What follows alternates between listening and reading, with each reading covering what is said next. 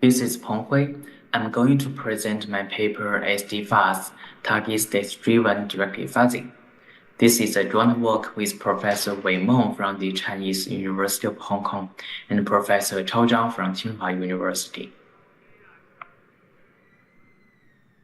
Directed gray box fuzzing focuses on testing highly valuable target locations within a program.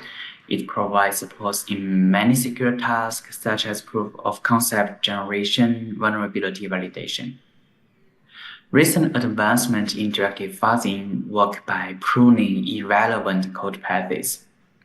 For example, Beacon calculates the precondition to the target locations, and Selective instrument only relevant code for coverage feedback. They all rely on static analysis of interprocedural control flow graph as for the pre-processing step. This makes them struggle to determine the best relevant code paths, which is where our approach comes in. This work is based on a key observation that the majority tasks of directed fuzzing often provide detailed descriptions of the target vulnerabilities. For example, we may analyze the crash dump provided in the bug reports or 10 flows provided by static time analysis to identify significant target states within the code. These target states are crucial for guiding the fuzzing process. For example, by using the target states, we are able to additionally prune code paths that are usually regarded as feasible in prior solutions. We formalize target states as a sequence of ordered function calls and their invocation contexts. The target states denote the situations where the vulnerability would get triggered.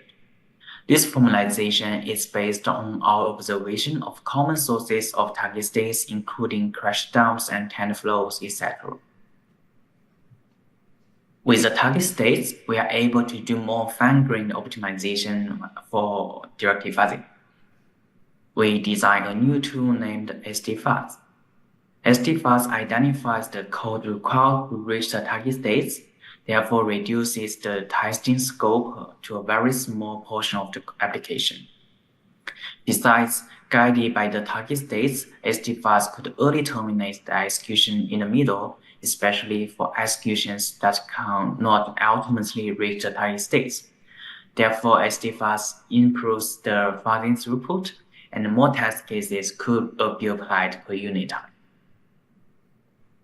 By identifying and focusing on the required code, SDFuzz can early abort exploration of other code paths.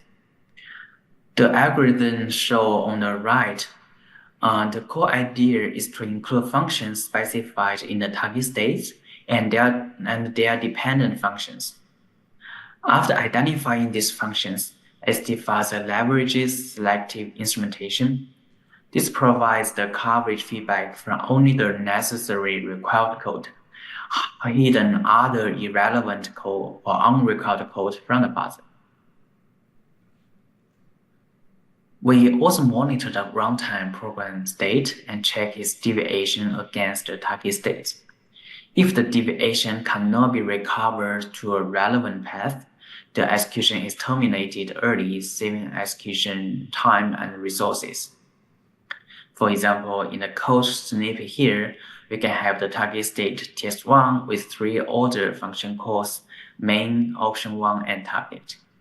During the execution of a test case, we monitor the runtime program state and check if current program state is consistent with target state.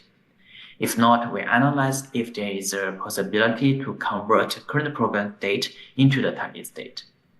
Let's consider 3 program states here. Case 1 with 2 functions, and we can identify the deviation as input L2, which differs from the target state.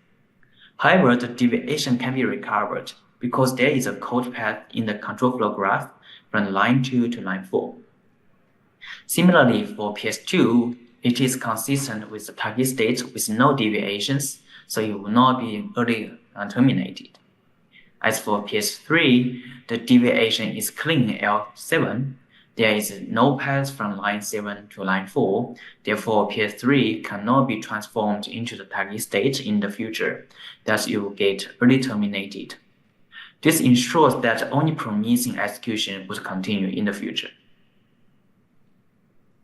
To improve the precision of our feedback mechanism, we calculate how close current program state is to the target states. This is done by calculating the similarity between the program state to the target state. On the other hand, we find prior solutions consider every edge in the core graph equally, especially in the distance feedback.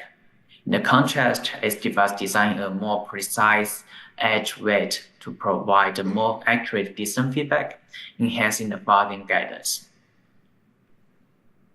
In the evaluation, we mainly considered 3 research questions. What is the capability of SDFuzz in exposing vulnerabilities? And how the techniques in SDFuzz contribute its performance? And how effective is SDFuzz in discovering new vulnerabilities? As for the first part, we constructed a comprehensive dataset of 45 vulnerabilities selected from prior solutions, including Google's Fuzzer Test Suite, AlphaGo, Beacon, etc. And we found SDFuzz could trigger 44 cases out of the 45 within the 24-hour time limit. And SDFuzz used the shortest time in over 77% of the cases. This also significantly outperformed the prior solutions, including AlphaGo, Beacon, WindRanger, SDFuzz, etc.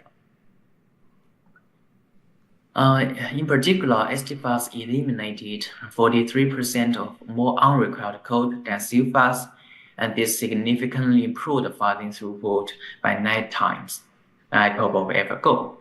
And the improvement of the throughput is a key reason why SDFuzz performs so well. When analyzing the techniques component-wisely, we develop 4 variants. Each enables one key feature of SDFuzz at top of AlphaGo. And as shown in the table, we found each component, including the selective instrumentation, execution termination, and target state feedback, precise distance feedback, all contribute significantly to the overall performance of SDFuzz. And there are 2 things that was highlighting here.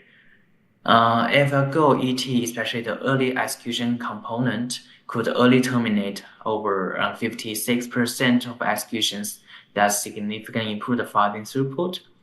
And we also found the distance feedback achieved less significant improvement compared to the state feedback. Integrating SDFuzz with several checker of SVF into a fully automated solution, we also try to auto-validate static analysis results. As shown in the table, the static analysis often has many false positives, and among the 159 cases reported by SVF, SDFuzz successfully validated 4 cases as true positive. This demonstrates the feasibility of SDFuzz as a fully automated approach for vulnerability validation. Besides, we also investigated the vulnerability triggering paths during fuzzing, and we found the true positive vulnerabilities were triggered through the exact paths reported by SVF in the target states. This showcases the significant value of target states in directive fuzzing. Although target states are highly effective, they may not always be available, such as in a scenario like patch testing. Additionally, SDFuzz is driven by the target states, and it is possible that other valuable paths not included in target states may get overlooked. However, we believe this is a reasonable trade-off. The majority of paths are infeasible actually we found, and the ones stated in the target states are preferred working ones. So by concentrating the computation resources on these paths, SDFuzz could have much better performance. In summary, in this work, we show that target states extracted from directive fuzzing tasks are really helpful, and by eliminating unnecessary explorations could greatly improve the fuzzing throughput. and auto SDFuzz could effectively expose vulnerabilities and validate static analysis results. Thank you. Feel free to contact me for follow-up questions.